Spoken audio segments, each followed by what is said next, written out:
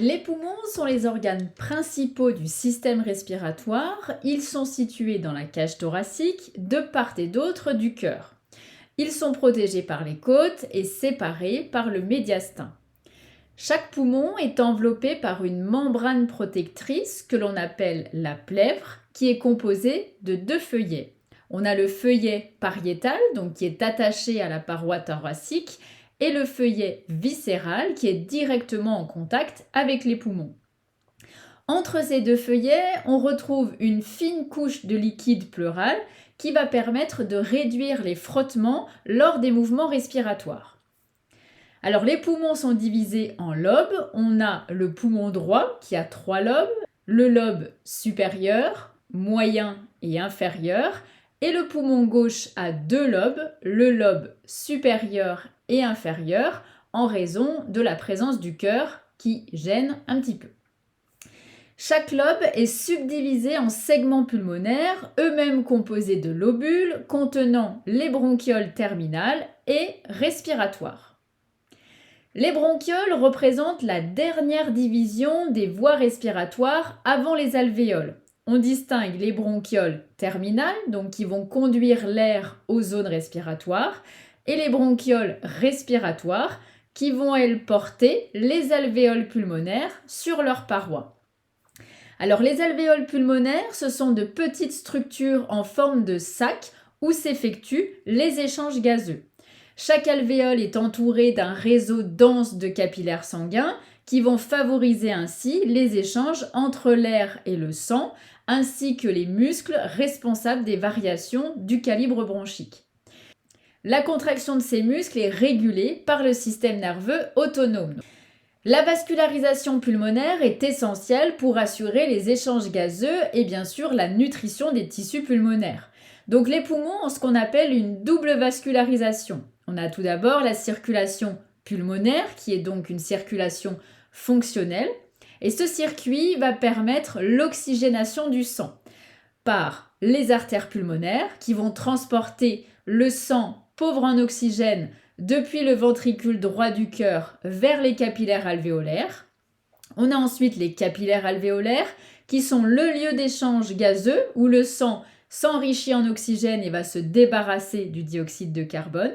Et on a les veines pulmonaires qui, elles, vont ramener le sang oxygéné vers l'oreillette gauche du cœur. Et on a également la circulation bronchique, donc qui est une circulation nutritive, parce que ce circuit va assurer l'apport en nutriments et en oxygène au tissu pulmonaire.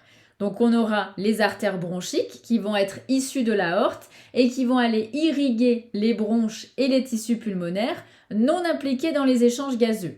Et on a les veines bronchiques qui, elles, vont drainer le sang veineux vers les veines pulmonaires ou la veine cave. Ces deux circulations travaillent de manière complémentaire pour pouvoir maintenir la santé et la fonction des poumons.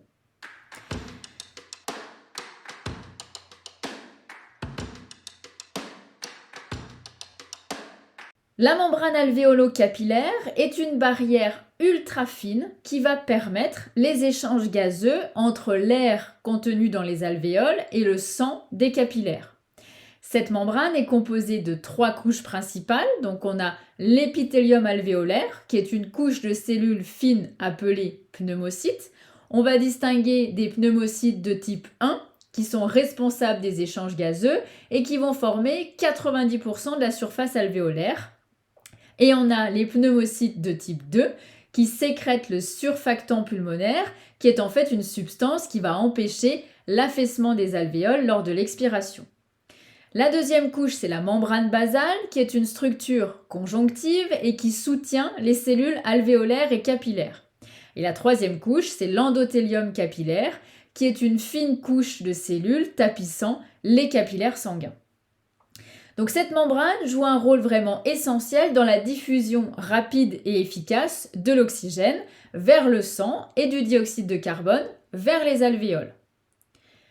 La respiration est un processus vital qui permet l'oxygénation du sang et l'élimination du dioxyde de carbone. 2 grandes étapes dans la respiration, la ventilation pulmonaire et les échanges gazeux. Donc la ventilation pulmonaire, c'est le mouvement de l'air entre l'atmosphère et les poumons, qui est elle-même divisée en deux phases. L'inspiration, donc le processus actif qui nécessite la contraction du diaphragme et des muscles intercostaux externes. Ceci va permettre d'augmenter le volume de la cage thoracique et de réduire la pression intrapulmonaire. Dans cette phase, l'oxygène rentre dans les poumons. Et l'expiration, donc là c'est un processus passif dans des conditions normales, qui est dû au relâchement des muscles inspiratoires et au recul élastique des poumons. La deuxième phase, c'est l'échange gazeux. Donc au niveau des alvéoles, ce qu'on appelle la respiration externe, l'oxygène diffuse des alvéoles vers les capillaires, alors que le dioxyde de carbone suit le chemin inverse. C'est ce qu'on appelle l'hématose. Donc l'hématose, c'est la diffusion de l'oxygène de l'air vers le sang à travers la membrane alvéolo-capillaire, avec en même temps la diffusion du CO2 dans un sens inverse. Ces échanges gazeux se font aussi au niveau des tissus, donc c'est ce qu'on appelle la respiration interne, puisque l'oxygène est transféré du sang aux cellules et le dioxyde de carbone des cellules vers le sang.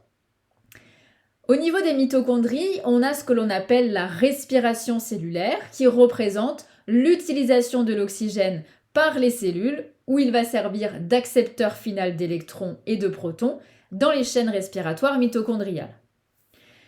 L'oxygène est donc majoritairement transporté sous forme liée à l'hémoglobine dans les globules rouges, donc les hématies.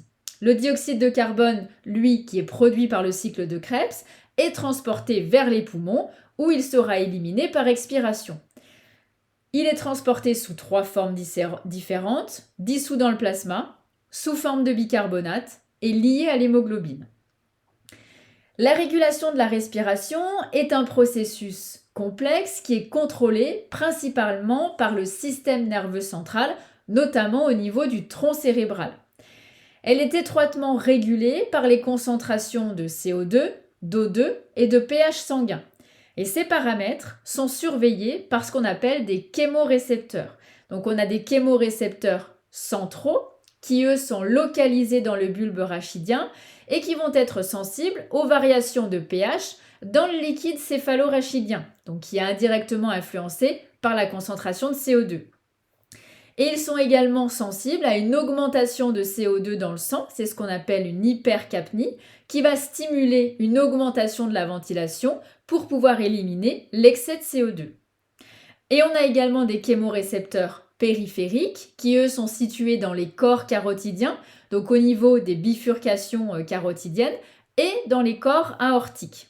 Ces chémorécepteurs, eux, sont sensibles à une baisse du niveau d'oxygène dans le sang, donc c'est ce qu'on appelle l'hypoxémie, à une augmentation du CO2 sanguin, donc une hypercapnie, ou à une baisse du pH. Lorsqu'ils vont détecter une hypoxémie, eh bien, ils vont stimuler une réponse ventilatoire.